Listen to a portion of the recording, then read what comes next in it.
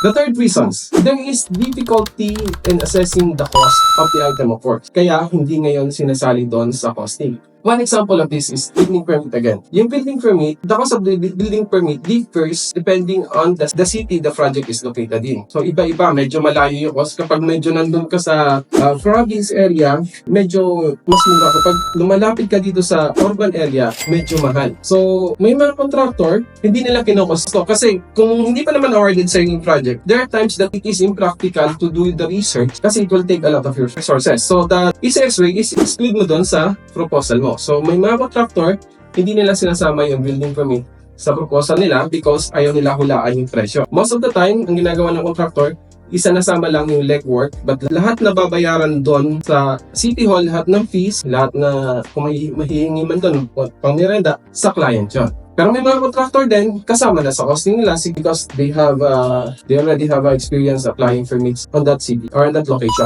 Other items na medyo ayaw din hulaan ng mga contractor is yung subdivision fees, like gate fees, security fees, then maintenance fees. Iba-iba din kasi to. Kung nasaan subdivision yung property mo, andun yung fees niya. So, medyo mahirap hulaan yung mga, kung iba-iba, medyo malalayo kasi yung costing ng mga subdivision fees. So, usually, tinatanggal ngayon yung ng contractor sa kanila, nilalagay nila by owner or by others. So, if that's the case, additional cost niyon. Then, isa pa, ang malaking item dito is yung construction bond. Kasi yung construction bond, napakalayo ng price. So, there is subdivision na ang cost ng construction bond is nasa 10,000 lang, 20,000.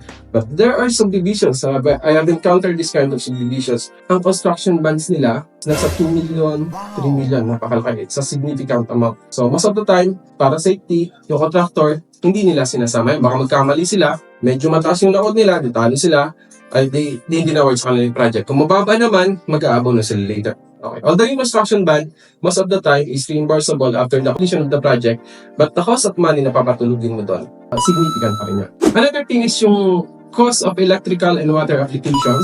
Nagbe-vary din to depending on the location. So most of the time, ang kinukot lang ng mga contractor dito is yung legwork. Kung anong babayaran doon sa Maynilad or sa Meralco on the account of the owner. Fourth reason is that the contractor do not have knowledge of the actual site conditions. O kaya, hindi siya nakapag-site visit before quoting the project. Or sometimes, it is impractical to conduct research para malaman mo yung actual site conditions like asan ba yung mga existing drainage lines, saan ba yung mga tapping point ng mga kuryente.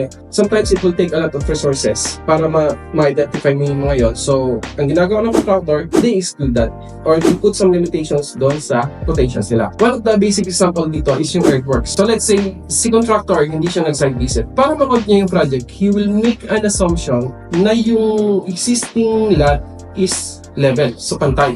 Ngayon, if you close the project on that, tapos pagdating dun sa actual site conditions, ang actual site conditions is mayroon kang significant slope yung lote mo. Magkakaroon ngayon ng additional cost because due to additional earthworks. Another thing is yung tapping point ng electrical connection. Unless otherwise specified na napag-usapan during the construction, during the pre-construction phase or the pre-award phase, ang assumption ng contractor is yung electrical system niya is hanggang sa service entrance lang or along the property line ng project. After that area, hindi na kanya yun. Usually sa contractor na numeral ko yun, which will be paid by the owner. Another thing, isa pa is yung tapping point ng water line. Ang assumption lang ng contractor is supposedly kung magtatap siya ng tubig, andun lang sa may harapan ng project. Kung medyo malayo yung tapping point, that will also be additional cost. Likewise, for the plumbing tapping point o yung sanitary tapping point. Kung ang assumption ni contractor dyan is may drainage sa harapan ng project. Kung medyo malayo yung tapping point, walang existing drainage sa harapan ng project, the extra work going to that direction will be an additional cost to the account of the owner. Kasi sometimes, in this situation kasi, it can be argued that the contractor is at fault. Dapat he did his due diligence bago siya nag-quote ng project. The problem, on the side of the contractor, he can also argue that it will be impractical to conduct necessary research kapag hindi pa awarded yung project. Kasi una-una, pupunta ka dun sa mga developers, kukuha ka ng